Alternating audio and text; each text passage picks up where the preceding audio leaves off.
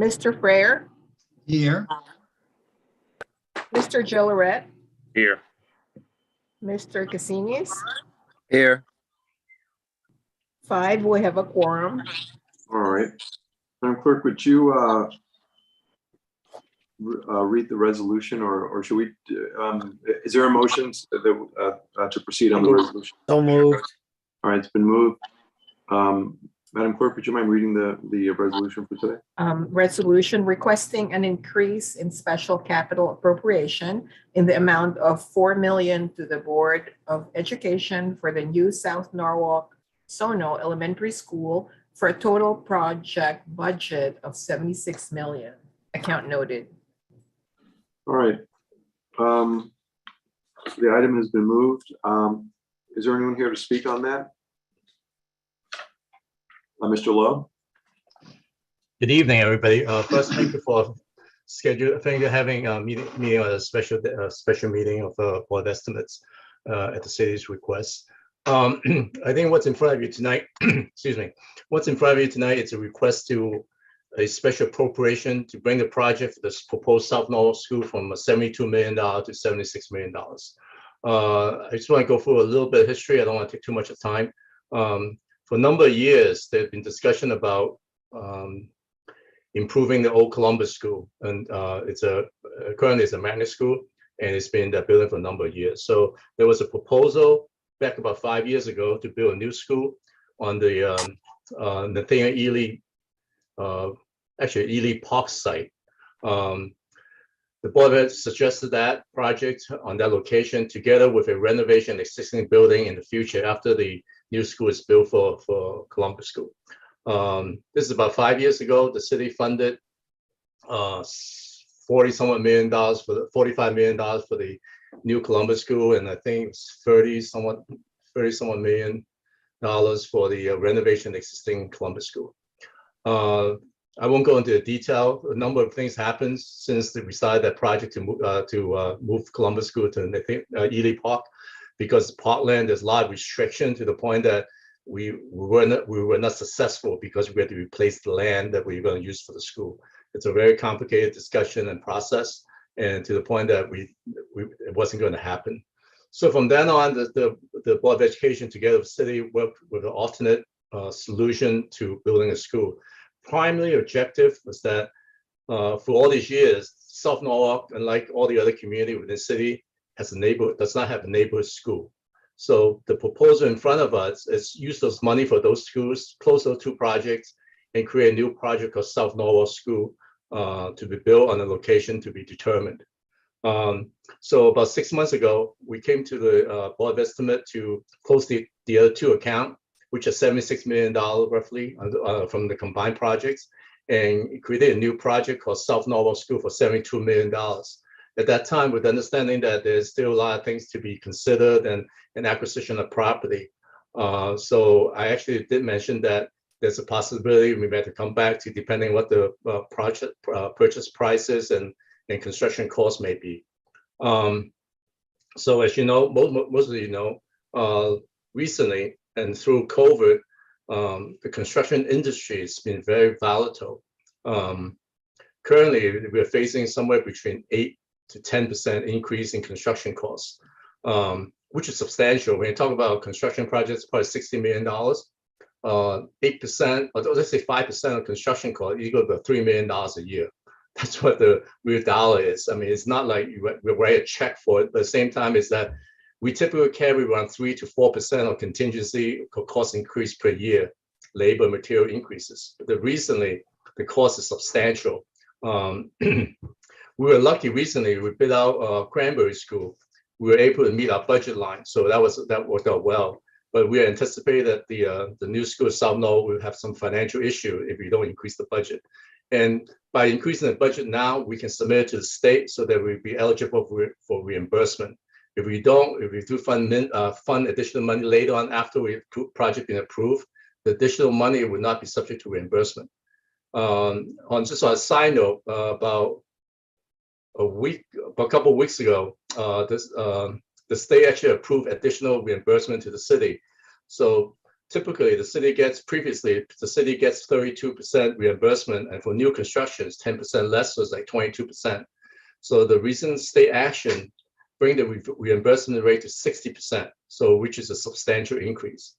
Again, what's in front of you, it's a request to increase the current budget $72 million to $76 million so that we can update our budget number to continue to move forward. We are finishing the negotiations of the property is still confidential for a number of reasons. But at the same time, we're looking to close that negotiation. It's going to be a friendly purchase, and we're looking to close that purchase by the end of this month. So everything is coming along. We are required to submit to the state for reimbursement for approval for a grant application to the state by end of June. So everything is lining up to meet that deadline. So at this point, we are requesting this increase so that we will have a better position in terms of financially for this project. May I ask you a question about that? The project is at this point anticipated to run about $76 million, but there's a 60% reimbursement rate for the project. So is this money going to be bonded, and then are the bonds going to be like, how's that going to work once we get the reimbursement? I'm not sure what 60% of 76 is, but basically out of pocket is not going to be 76,000. Right. Could I answer that one? Sure. The financing and bonding of these long-term capital projects is a little bit divorced from the appropriations and approvals. Okay, according to IRS rules, you're not allowed to borrow tax-free unless you spend down those proceeds on the project in a certain fixed time deadline, usually 3 to 4 years. But as you know, we have annual capital projects and budgets, and some of those don't start for several years. So what Chitsime and I have done starting about 2 years ago is every quarter we go out to all the department heads and chiefs who are the managers of these projects. And we ask them, what is your estimated cash flow quarter by quarter for the next rolling 2 years? We look at both cash outflows for expenditures as well as anticipated inflows, which might be state reimbursement. So for example, Alan and Jim have explained to me meticulously that during the process of construction, when they submit invoices for reimbursement, the state usually reimburses us promptly within 1 to 2 months, but they have an 11% holdback, and they don't release that holdback until years after the project when it's audited. So those are cash flow items I have to finance. So we do extensive cash flow projections for all of these projects so that on one hand, I want to make sure we have enough capital funds available for the anticipated expenditures. I don't want anybody to say, August is my construction season. How can you tell me we don't have any more money? But at the same time, I don't want to have too much money and run afoul of the IRS regulations. So in this case, what Alan was referring to was the recent increase of our state reimbursements for all new projects. So we have a whole bunch of projects that have already been submitted. And if they've been approved, there's a schedule of what those reimbursements will be. My understanding is all new projects submitted will be reimbursed at a 60% rate. So we will go back to our projected project cash flows. And instead of getting a 32 or 22% reimbursement, we would look at it with a 60% reimbursement. We don't talk about those cash flow needs. The city has been financing that on its own out of our regular cash. But the reality is for very large projects, such as the high school, the dollars may be so significant that we may have to borrow for those cash flow costs along the way. but we take into account the net cash disbursement and we try not to borrow the gross. There's no need to. Okay, so what we're approving here would be the gross, correct? And it's just a question of what's being borrowed, what's borrowed out. Understand? Yes. And the disconnect there is the state insists that the local approvals are for the gross amount. They don't want to have to worry. The only exception, I believe, since I've been here, was the high school, where we approved the net.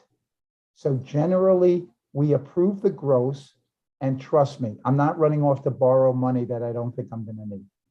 Understood. But Alan will be getting a new larger aquarium. I just want you to know. Are there any Gone other questions? fishing. Are there any questions? Any other questions? I had one question. Chairman, this and, is Troy. Oh, Go on, Jim and then Troy. Okay, Alan, I noticed the backup that you provided for us. And in many cases, it looks like the increase in some of the costs are going to be higher than the the additional $4 million that you're looking at, if my math is right. How do you, I don't quite understand that. Are we going to have enough money? Well, clearly we'll have enough money with the 60% reimbursement, but just from a gross standpoint, are we going to have enough money?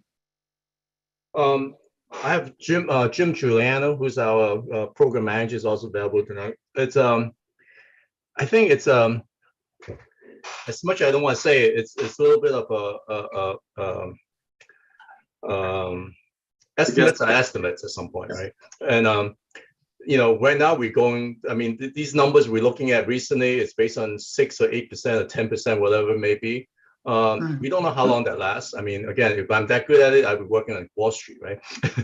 But I'm not. So, but I think in industry-wise, we always been carrying about 3.5 to 4% increase per year.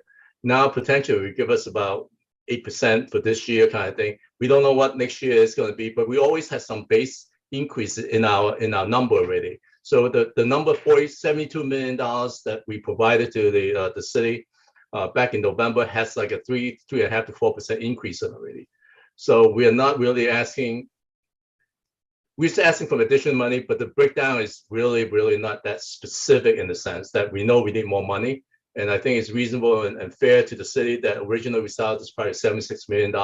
We get to that point and we are do our best to maintain that number, and that's our strategy. So they give us an ability to do some control management of the project so it doesn't go out of hand. But if next 2 years continue at this rate, then potentially we will have more financial problems, right? But if it's stable, if it get a little stable, the world change a little bit, the economics get a little more stable. If we go back to 3%, then we're in okay shape. Because we know we have the 3.5% increase in our estimating for this project it's projected out because like we have to go for 1 year design and then another 1.5 years or so for construction. So our building contingency cost increase is per year. So we do have 3.5% built into our formula already. So there's just a little added number just to cover this year. Jim? the estimators projected out to what they call the midpoint of construction. So they'll carry escalation through, if it's a 2-year construction project, they'll carry escalation for that first year. I would just point out from my perspective, the good news about the reimbursement is that it's a percentage, not a fixed dollar amount, because as our costs go up, the percentage, the dollars that we will get reimbursed will go up as well at 60%. The second thing I would just state, I'm not as worried about projects that are starting in fiscal 23 or even 24. To me, those are shorter term and they'll be out there, and Jim and Alan have some contingencies. I'm more worried. We deal with the public school 25-year forecast. And I think projects that are not starting within the next 2 to 3 years, those numbers can be way off the chart. I am very concerned that the inflation can be higher than we expect, than we've seen in 40 years. And it could be persistent for a while, and we may have to re-examine those numbers. That's my feeling as well, you know, and this is, we're just looking at the beginning right now, and I think that the additional $4 million in the great scheme of things, you know, and also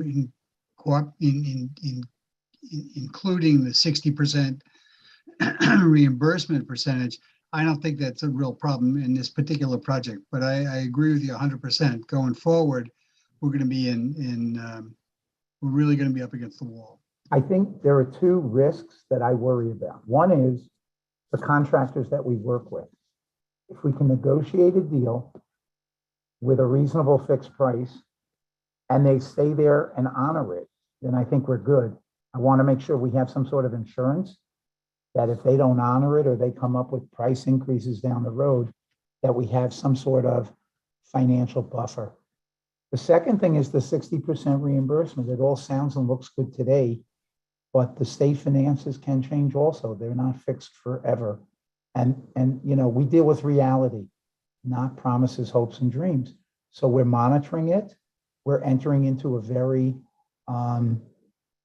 hazardous area, and we're going to monitor it carefully to make sure that our cash flows in are there and real, and that the cash flows out are fixed in a way that we can cover these things. And we'll do it 2 to 3 years at a time by the projects.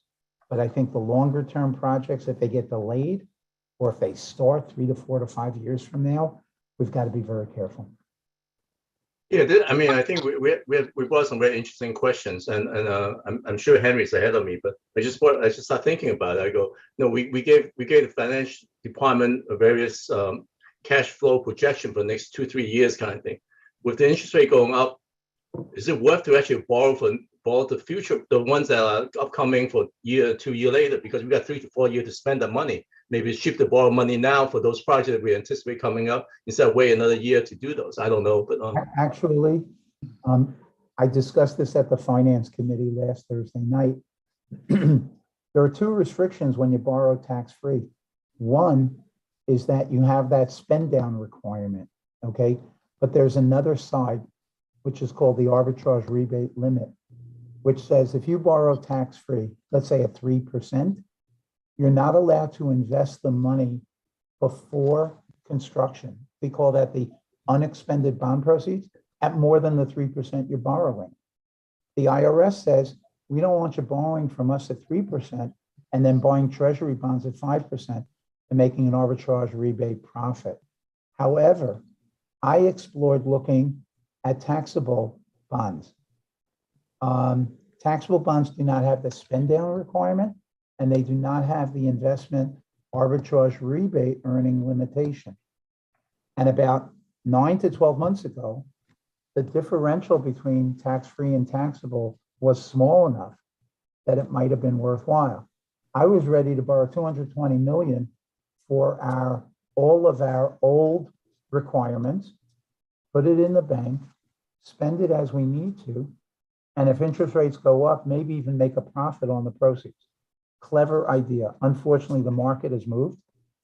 The taxables are at a 95 basis point premium to tax-free, which means we would borrow, pay an additional 1% premium now, definite cost, and we're not sure whether we would make that back.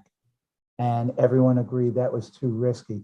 But we did look into that kind of possibility in these fragile markets, but no can do at this time. Any other questions? Yeah, question, Mr. Chairman, yeah. Quick question, Alan. So based on the fact that you said that you might be cementing your deal for the school by the end of the month, just curious, when do you think you'll get the first shovel in the ground? And when would you estimate the building actually be completed and opening? Just a generalization. sure. Jim, I think Jim probably may have a better answer than I do, because I get forgetting. It takes about a year and a half for us to design and stuff, right? And approval. Right, so I would anticipate shovel in the ground, March of 24, and then probably move in August of 25. That's typically how we've been running our projects that are about that size. Good, thank you. And the other question is for Henry. You should just expound. I mean, the news about the 60% I read this week or last week, I thought that is very good. But just curious, you sound like you're a little, assuming that the capital budget stays, the projections for the project stay in line, and the 60%, obviously that has to help, but you still seem a little concerned based on the volume, obviously, right? Is that what your concern is? Think of three things, okay? We have the 220 million, which was previously authorized but not yet bonded, okay? 60% doesn't apply to that. 60% is for future projects. So we have the cash flow estimates, but as Alan and Jim would tell you, if we haven't started building that yet and going out to bid, those numbers, the expenditures may be inflated and we're going to get whatever reimbursement percentage was promised. So there's a concern there. The current year projects that have gotten approved, if they get submitted to the state, would be subject to the 60%. And then we're looking at, it was originally 450 million net of reimbursement for a 25-year program for the schools. Tom Hamilton presented that, I would say about 9 months ago in the fall of 2021. The differential between the reimbursement rate we used and the 60% ends up to be between 175 and $200 million, which is a wonderful thing. But when I'm looking at 450 and now it's 250 to 275, you know, we're just talking about adding on. I got to start from zero, you know, not from the top. And it's going to be project by project. The mayor has stated, and the finance committee has mentioned, that they are going to look at the list of approved projects to see, may some get canceled, may some get slimmed down, may some get deferred to the future. And I think that's really important. The proposal for this year is that we borrow $90 million. It comes to about 65 from the old 220 and 25 from the current $39 million capital project.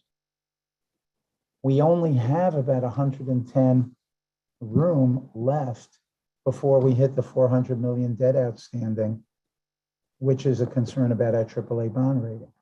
At the same time, I just looked at statistics this morning and I shake my head. From a year ago to now, the 10-year tax-free AAA rate went from 1% to 3%. Remember, we got 2% for 30-year bonds last summer, 9 months ago. We're now looking, the scale is at 3.35, and I'm looking at something in the range of 3.75 to 4. So the 90 million we're looking at, we went down to look at the actual projects. We estimate 30 million to be 30-year projects for the schools and 60 million, call it 15-year projects. So you're looking at a blended rate, the longer the duration and term, the higher the interest rate. But if 30 million is coming in at 3.9 and 60 million is coming in at 3.7, 3.6, our debt service costs, you know, we've never borrowed more than $50 million. We're doubling the amount we're borrowing. We're doubling or tripling the interest rate. If our debt service as a percentage of expenses is now bumping up against 10%, I'm looking at 12 to 14%, which is another critical factor for the AAA rating. So my absolute debt is going up. My debt service is going up. The good news is that we still have a very large rainy day fund, 72 million. And our pension contributions, the 4 pension plans are more than 90% funded.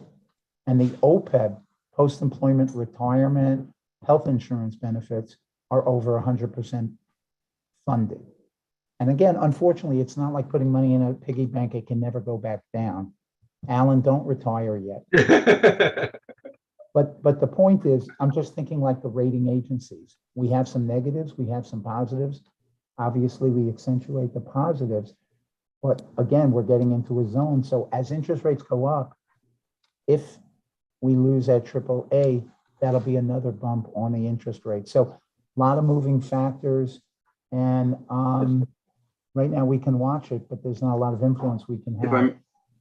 If I may interject at the moment, I have to on another Zoom at 7 o'clock.